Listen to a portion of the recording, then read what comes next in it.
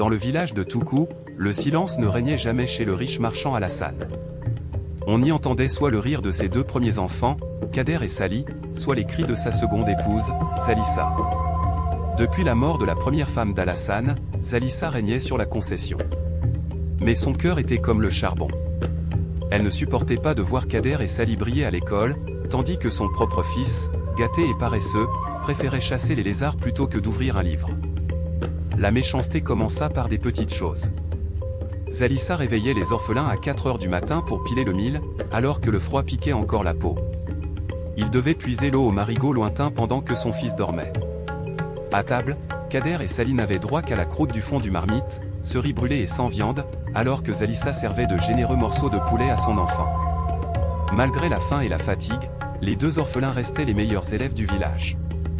Voyant que le travail forcé ne brisait pas leur esprit, Zalissa décida d'utiliser des moyens occultes. Une nuit sans lune, elle se rendit chez un vieux féticheur réputé pour sa noirceur. « Je ne veux plus qu'ils comprennent les leçons. Je veux que leurs stylos deviennent des serpents et que leurs livres s'effacent devant leurs yeux, ordonna-t-elle en déposant une somme d'argent importante. Le vieil homme lui remit 2 cadenas rouillés entourés de fils noirs et lui dit « Tant que ces cadenas resteront fermés et enterrés sous le seuil de ta cuisine, leur intelligence sera emprisonnée dans le fer. » Zalissa rentra chez elle avec un sourire diabolique et enterra l'objet du mal.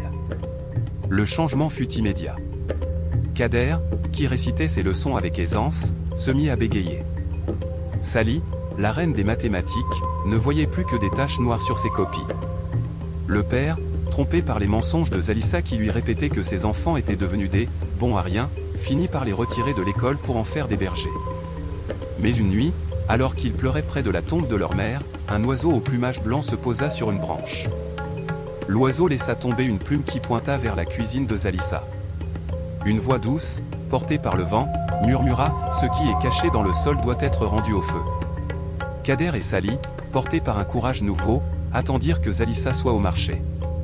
Ils creusèrent sous le seuil de la cuisine et découvrirent les cadenas maléfiques. Au lieu de les briser eux-mêmes, ils se rendirent chez le doyen du village, un homme dont la sagesse dépassait les sortilèges. Le vieux sage brûla les fils noirs et ouvrit les cadenas avec une clé de vérité. À cet instant précis, au marché, Zalissa tomba au sol, prise de convulsions, hurlant des secrets qu'elle aurait dû taire. Elle avoua devant tout le village ses complots et sa jalousie. Libérés du poids mystique, Kader et Sali reprirent leurs études avec une force décuplée, comme si l'énergie qu'on leur avait volée leur était rendue au centuple. Kader obtint une bourse pour étudier à l'étranger et devint un ministre respecté. Sali fonda la plus grande école pour orphelins du pays. Ils revinrent au village quelques années plus tard dans un cortège de voitures blanches. Zalissa, dont le fils l'avait abandonnée après avoir gaspillé tout son argent, en était réduite à mendier aux abords de la route. En voyant les enfants qu'elle avait persécutés passer dans la gloire, elle comprit trop tard que « la main qui sème l'épine ne doit pas marcher pieds nus ».